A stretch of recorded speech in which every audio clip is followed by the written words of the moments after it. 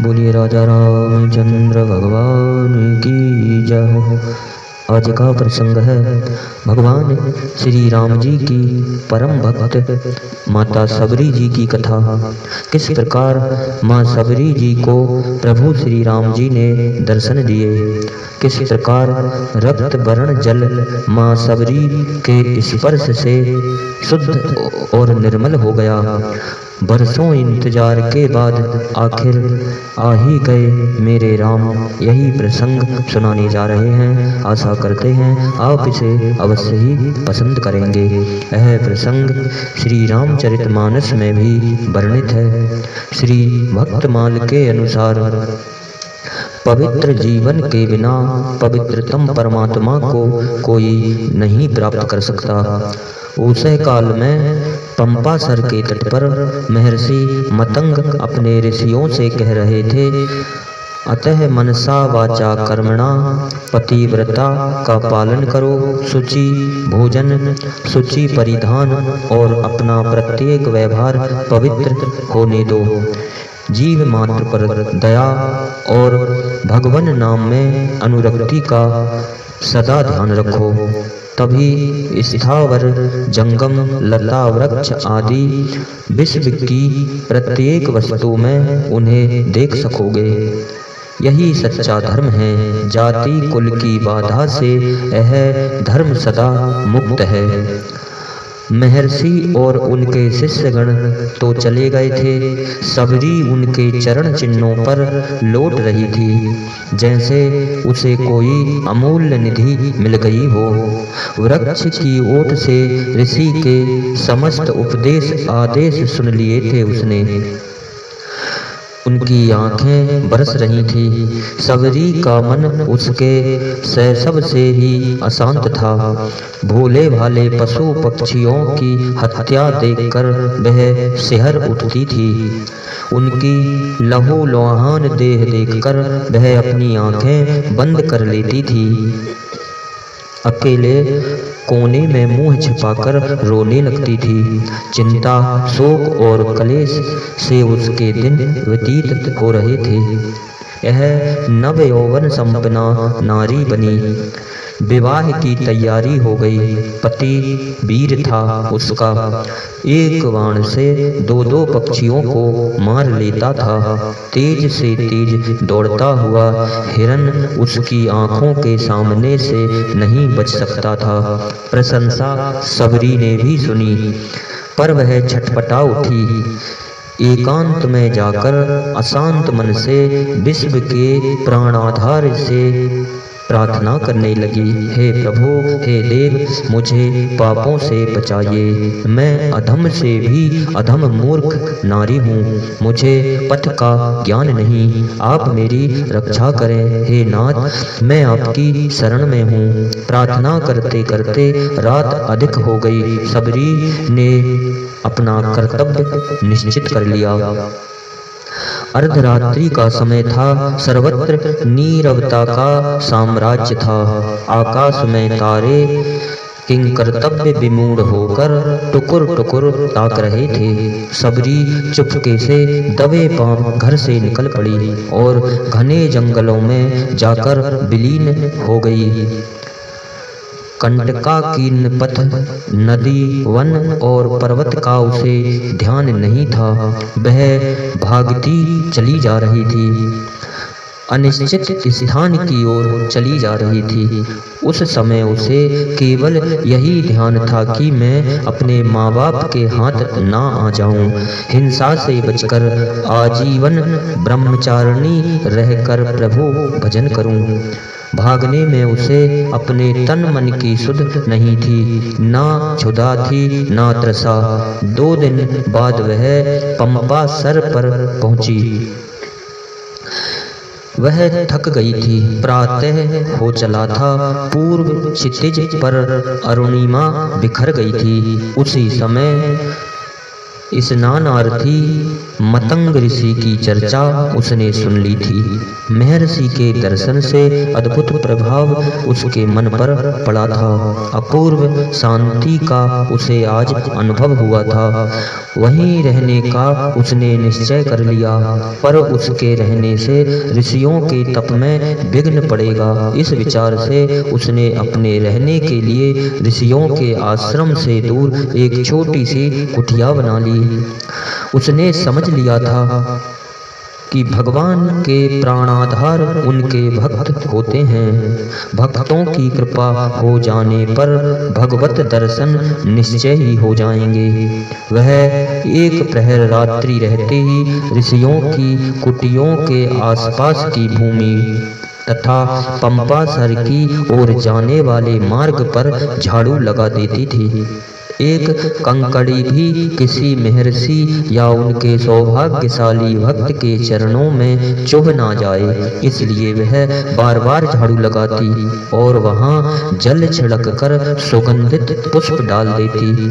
कुटियों के द्वार पर सूखी लकड़ियों का ढेर रखाती, जिससे समिधा लाने के लिए मुनिजनों को किसी प्रकार का कष्ट न उठाना पड़े।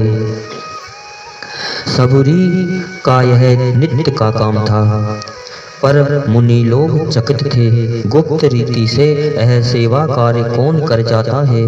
ऋषिगण कुछ तय नहीं कर पाए। ऋषियों ने पहरा दिया। आखिर सबरी पकड़ ली गई। मतंग ऋषि के सामने सबरी को उपस्थित कर दिया। शिष्यों ने। सबरी कांप रही थी, उसमें बोलने का साहस नहीं था।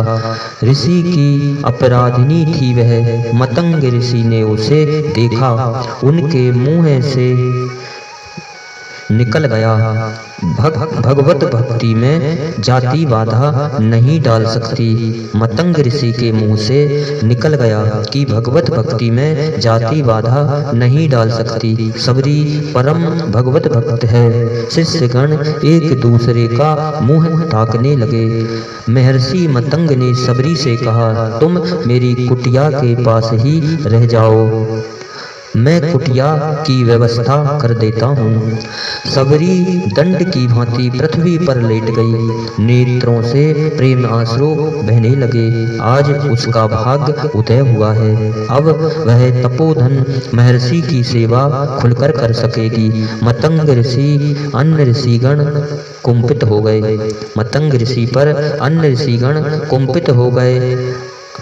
अनधिकार चेष्ट की है, अन्य अधिकार की चेष्टा की है ऋषि ने। वे मर्यादा का उल्लंघन कर रहे हैं। नैष्ठिक तपोव्रतधारी ऋषि भगवत भक्त की महिमा नहीं समझ पा रहे थे। अधम कहीं की स्पर्श कर दिया मुझे, ऋषि ने कहा। पुनः स्नान करना पड़ेगा। क्रोध से उन्मत्त एक ऋषि सबरी को डांटकर पुनः पंपा सर की ओर चले गए। सबरी ध्यान मग्न जा रही थी। उसे ऋषि का ध्यान नहीं था। ऋषि के बिगड़ने का भी उसे कोई ध्यान नहीं हुआ। वह अपने प्राणधन के रूप और नाम में मग्न हुई सरोवर से लौट रही थी। ऋषि ने स्नान नहीं किया, क्योंकि सरोवर में कीड़े पड़ गए थे। जल रक्त में परिणत हो गया था। खिन्न होकर वे स्नान किए बिना ही लौट आए। इस प्रकार सबरी मतंग ऋषि के सानिध्य में रहती।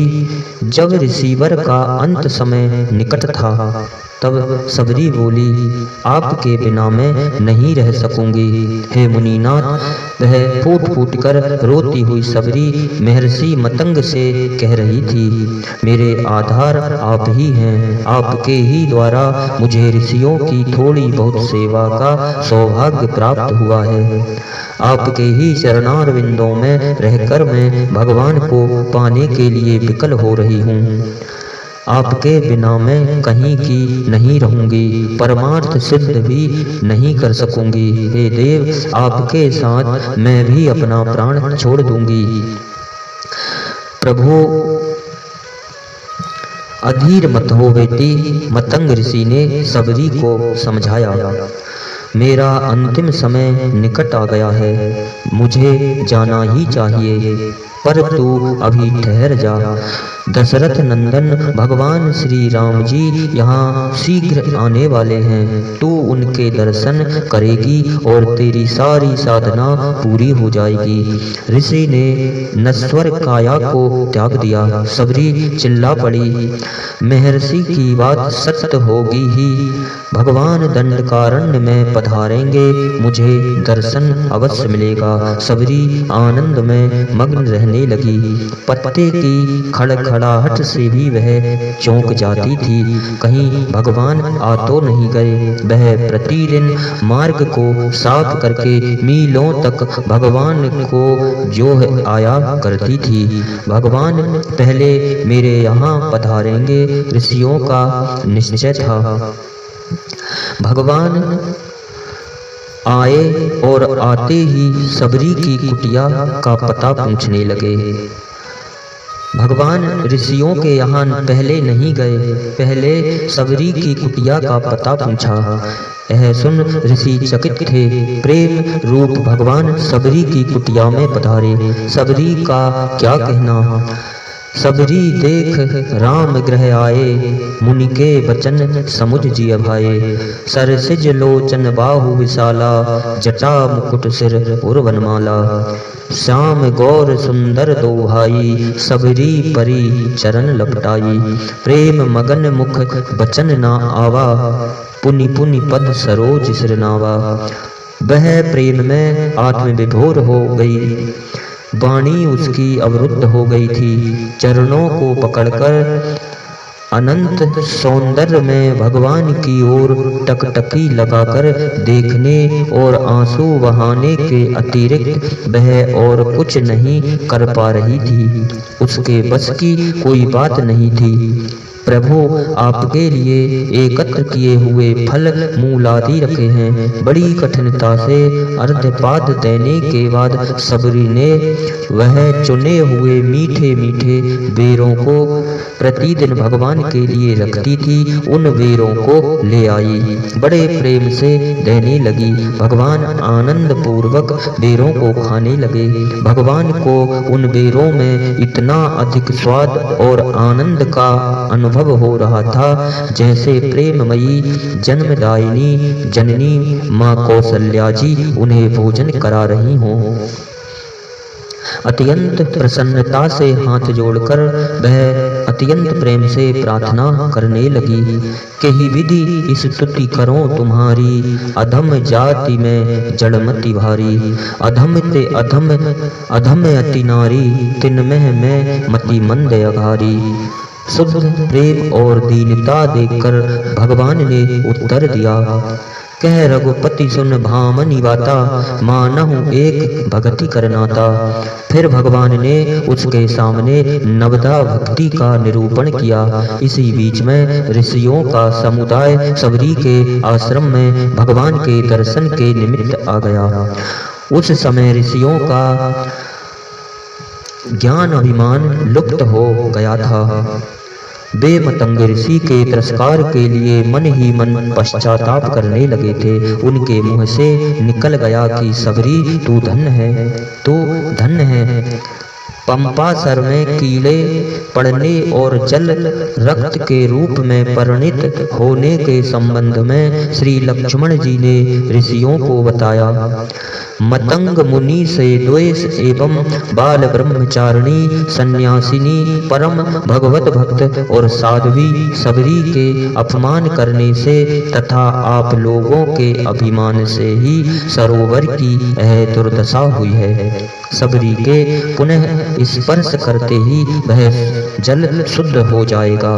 भगवान के आदेश अनुसार सबरी ने सरोवर को स्पर्श किया, उसका जल पूर्ववत निर्मल हो गया। भगवान उसकी कुटिया से चलने लगे। सबरी अधीर हो गई। चरणों की दृढ़ भक्ति भगवान ने उसे दे ही दी थी, अब उसे कुछ पाना शेष नहीं था। उसकी सारी आकांक्षा प्रभु ने पूरी कर दी थी। अब वह भगवान से विलग होकर किस लिए जीवन धारण करती। ऋषि जनों के सामने ही उसने अपनी पार्थिव देह त्याग दी। ऋषिगण सबरी की जय जयकार करने लगे। धन्य थी वह सबरी और धन्य थी सबरी की प्रेममयी आदित्य भक्ति। इन्हीं शब्दों के साथ बोलिए श्री राजा रामचंद्र भगवान की जय हो।